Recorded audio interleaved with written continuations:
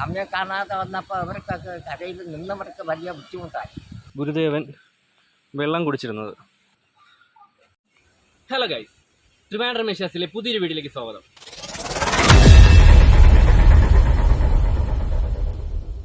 ആയിരത്തി 1888 ശ്രീ നാരായണ ഗുരുദേവൻ സ്ഥാപിച്ച ഒരു ക്ഷേത്രമുണ്ട് അരിപ്പുറം.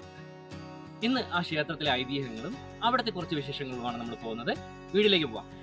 തിരുവനന്തപുരത്തു നിന്നും 24 കിലോമീറ്റർ സഞ്ചരിച്ചാൽ അരിപ്പുറം ശിവക്ഷേത്രത്തിൽ എത്തിച്ചേരാം. കേരള നവോത്ഥാന നായകരിൽ പ്രമുഖനായ ശ്രീ നാരായണ ഗുരുദേവന്റെ പാദസ്പർശത്താൽ പുണ്യമായ സ്ഥലമാണ് അരിപ്പുറം ശിവക്ഷേത്രം. കേരളത്തിലെ നവോത്ഥാന ചരിത്രത്തിലെ സുപ്രധാന സംഭവങ്ങളിലൊന്നായ ശ്രീനാരായണ ഗുരുദേവന്റെ അരിപ്പുറം പ്രതിഷ്ഠ നടന്നത് ഇവിടെ വെച്ചാണ്. 1888 ശ്രീനാരായണ ഗുരുദേവൻ അരിപ്പുറത്ത് ശിവലിംഗം പ്രതിഷ്ഠിക്കുന്നത്. ഗുരുദേവന് ഒരു ക്രിസ്ത്യൻ ഭക്തൻ മരത്തിൽ നിർമ്മിച്ച മയിൽവാഹനം സമർപ്പിച്ചിരുന്നു. അത് നമുക്കിവിടെ കാണാൻ കഴിയും. അന്നത്തെ കാലത്ത് ഗുരുദേവൻ വിശ്രമിച്ചിരുന്ന മുറിയാണ് ഇപ്പോൾ ഗുരുദേവന്റെ പൂജാമുറിയായിട്ട് ഉപയോഗിക്കുന്നത്. എല്ലാ ദിവസവും രാവിലെ ഗുരുപൂജ നടത്തുന്നുണ്ട്. ശിവപ്രതിഷ്ഠ കൂടാതെ ഗണപതി ഭഗവാൻ മാത്രമാണ് ഇവിടുത്തെ ഉപദേവത. മറ്റ് പ്രതിഷ്ഠകളൊന്നും ഇവിടെയില്ല. കുംഭമാസത്തിലെ ശിവരാത്രിയാണ് പ്രധാനപ്പെട്ട വിശേഷ ദിവസം. 10 ദിവസത്തെ ഉത്സവമാണ് ആഘോഷിക്കുന്നത്. 100-ാം വർഷത്തിലെ ശിവരാത്രി ആഘോഷിച്ചിരുന്ന സമയത്ത് അന്നത്തെ പ്രധാനമന്ത്രിയായിരുന്ന രാജീവ് ഗാന്ധിയാണ് ഉദ്ഘാടനം നിർവഹിച്ചത്. ക്ഷേത്രത്തിനകത്തും പുറത്തുമായിട്ട് ഗുരുദേവന്റെ വചനങ്ങൾ എഴുതി വച്ചിരിക്കുന്നത് നമുക്ക് കാണാൻ കഴിയും. 1903 ജനുവരി 7-ാം തീയതിയാണ് ശ്രീനാരായണ ഗുരുദേവൻ ഈ കാണുന്ന വൃക്ഷച്ചോട്ടിൽ വെച്ചാണ് SNDPയുടെ ആദ്യ യോഗം കൂടുന്നത്. ഇതാണ് ശങ്കരൻകുഴി എന്നറിയപ്പെടുന്ന സ്ഥലം. ക്ഷേത്രത്തിലെ ശിവപ്രതിഷ്ഠയ്ക്കായിട്ടുള്ള ശിവലിംഗം ഗുരുദേവൻ മുങ്ങിയെടുക്കുന്നത് ഈ നദിയിൽ നിന്നാണ്. ശിവരാത്രി ദിവസം ശങ്കരൻകുഴിയിൽ നിന്നും 108 കുടം ജലമെടുത്ത് നേരിട്ട് യാതൊരു താന്ത്രിക ക്രിയകളുമില്ലാതെ ഭക്തന്മാർ 10 ദിവസത്തെ വ്രതമെടുത്ത് ഓം നമഃശിവായ മാത്രം ചൊല്ലി ഇവിടുത്തെ അഭിഷേകം നടത്തുന്നു. ആർക്ക് വേണമെങ്കിലും അതിൽ പങ്കെടുക്കാവുന്നതാണ്. 136 വർഷങ്ങൾ പഴക്കമുണ്ട് ഈ ക്ഷേത്രത്തിന്. ഇനിയും നമ്മൾ അറിഞ്ഞിട്ടില്ലാത്ത ഒരുപാട് കഥകളും ഐതിഹ്യങ്ങളും ഒളിഞ്ഞിരിക്കുന്ന ഒരു ക്ഷേത്രമാണ് അരിപ്പുറം ശിവക്ഷേത്രം. നേരെ ഇറങ്ങി വരുന്നതാണ് ശങ്കരൻകുഴി. അന്ന് ഇവിടെ എല്ലാം വലിയ കാടുകളായിട്ട് കിടക്കുകയാണ്. വലിയ വണ്ടികളൊക്കെ ഉണ്ട്, ഈഞ്ചമുള്ളാണ്. ഇതിൻ്റെ ഇടയിൽ കൂടിയൊക്കെ മനുഷ്യൻ ഊർന്നിറങ്ങി വേണം വരാൻ. അങ്ങനെയാണ് സ്വാമിയും കൂട്ടുകാരുമായിട്ട് വന്ന് എല്ലാവരുമായിട്ട് ഇവിടെ വന്നപ്പോൾ സ്വാമി പറഞ്ഞു, നിങ്ങൾ പഞ്ചാക്ഷ നാമം ജപിച്ച് നിൽക്കണം എന്ന് പറഞ്ഞിട്ടാണ് സ്വാമി അരുവിയിലോട്ട് ഇറങ്ങിയത്. അരുവിയിലോട്ട് ഇറങ്ങി വളരെ സമയങ്ങൾ കഴിഞ്ഞിട്ടും സ്വാമിയെ കാണുന്നില്ല. മണിക്കൂറുകൾ കഴിഞ്ഞെന്നാണ് പറയുന്നത്. സ്വാമിയെ കാണാതെ വന്നപ്പോൾ അവർക്കൊക്കെ കരയിൽ നിന്നവർക്ക് വലിയ ബുദ്ധിമുട്ടായി. അല്പം കഴിഞ്ഞപ്പോൾ സ്വാമി ശിവലിംഗമായിട്ട് എണീറ്റ് വരുന്നുണ്ട്. എല്ലാവർക്കും വളരെ സന്തോഷമായി. എല്ലാവരുമായിട്ട് പിന്നെ കരയ്ക്ക് കയറി ആ ശിവലിംഗത്തിനെ അവിടെ ഒരു ഭാഗത്ത് കൊണ്ട് വച്ചു. വച്ചതിന് ശേഷം കുറച്ച് സമയമൊക്കെ അവരുണ്ടായിരുന്ന ആൾക്കാരെല്ലാവരുമായിട്ടൊക്കെ സന്തോഷമായിട്ട് കാര്യങ്ങളൊക്കെ പറഞ്ഞിട്ടുണ്ട്. സ്വാമി പറഞ്ഞു, നമുക്ക് ഇത് ഇവിടെ അങ്ങ് പ്രതിഷ്ഠിക്കാം. അപ്പം അതിൽ ഒരാൾ പറഞ്ഞു, പറ്റില്ല, ഇവിടെ പ്രതിഷ്ഠിക്കാൻ ഒക്കില്ല, ഇത് എൻ്റെ വകയാണ് എന്നാണ് പറഞ്ഞത്. അപ്പോൾ അതിൻ്റെ സ്വാമി പറഞ്ഞു, അത് പറ്റില്ല, നമുക്ക് ഇവിടെ അങ്ങ് പ്രതിഷ്ഠിക്കാം.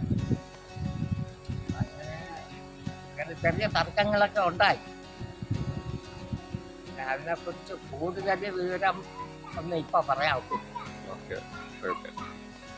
അപ്പോൾ നമ്മളെ കൂടെ നിൽക്കുന്നത് തങ്കപ്പൻ തങ്കപ്പൻ എന്ന് പറഞ്ഞ അങ്കിളാണ്. അപ്പോൾ അങ്കിള് ഈ തൊട്ടടുത്താണ് താമസിക്കുന്നത്. അപ്പോൾ പണ്ടത്തെ ആ ഒരു കാര്യങ്ങളെക്കുറിച്ചൊക്കെയാണ് അദ്ദേഹം വിവരിച്ചു തന്നത്.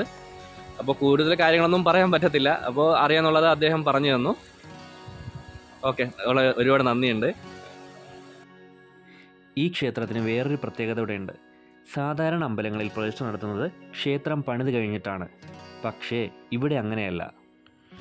ഒരു ചെറിയ പന്തൽ കെട്ടി ഇവിടെ ഒരു പാറയെ പീഠമായി സങ്കല്പിച്ച് അതിലാണ് ശ്രീനാരായണ ഗുരുദേവൻ ശിവലിംഗത്തെ പ്രതിഷ്ഠിക്കുന്നത്.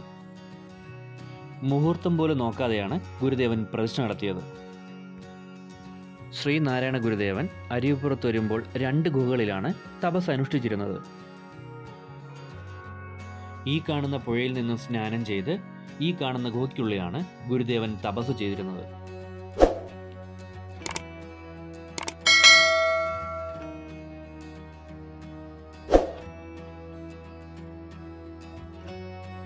അരുവിപ്പുറം ശിവക്ഷേത്രത്തിൻ്റെ കുറച്ചകലെയായിട്ടാണ് കൊടുതൂക്കിമല സ്ഥിതി ചെയ്യുന്നത്. ക്ഷേത്രത്തിൻ്റെ തെക്കു ഭാഗത്തായിട്ടാണ് കൊടുതൂക്കിമല. ഈ മലയുടെ മുകളിൽ 2 വഴി നമുക്ക് പോകാൻ സാധിക്കും. ക്ഷേത്രത്തിൻ്റെ തെക്ക് ഭാഗത്തൂടെയാണ് നമ്മൾ പോകുന്നതെങ്കിൽ സ്റ്റെപ്പുകൾ കയറി വേണം നമുക്ക് മുകളിലെത്താൻ. ഒരുപാട് സ്റ്റെപ്പുകൾ കയറി വേണം മുകളിലെത്താൻ. കയറുന്ന വഴിക്ക് വിശ്രമിക്കാൻ വേണ്ടി 1-2 കൽമണ്ഡപങ്ങൾ സ്ഥാപിച്ചിട്ടുണ്ട്. സ്റ്റെപ്പ് കയറാൻ ബുദ്ധിമുട്ടുള്ളവരാണെങ്കിൽ ഇതിൻ്റെ ഓപ്പോസിറ്റ് സൈഡ് നമുക്ക് വാഹനത്തിൽ വരാവുന്നതാണ്. കൊടുതൂക്കിമലയുടെ മുകൾ ഭാഗത്ത് 2-3 ക്ഷേത്രങ്ങൾ കാണാൻ സാധിക്കും. ഗുരുദേവ ക്ഷേത്രവും സുബ്രഹ്മണ്യ ക്ഷേത്രവും ഗണപതി ഭഗവാന്റെ ക്ഷേത്രവുമാണ് ഇവിടുത്തെ പ്രതിഷ്ഠകൾ. ഈ കാണുന്ന പാറപ്പുറത്ത് വെച്ചാണ് ശ്രീനാരായണ ഗുരുസ്വാമിയും ബാലസുബ്രഹ്മണ്യ സ്വാമിയുമായി സംസാരിച്ചിരുന്നത്.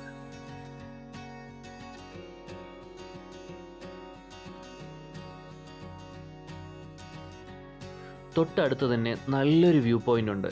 ആ വ്യൂ പോയിന്റിലൂടെ നോക്കിയാൽ ആ നദിയുടെ ഭംഗിയും ഗ്രാമത്തിൻ്റെ ഭംഗിയും എല്ലാം നമുക്ക് ആസ്വദിക്കാൻ സാധിക്കും. അത്രമാത്രം മനോഹരമാണ് ആ വ്യൂ പോയിന്റ്.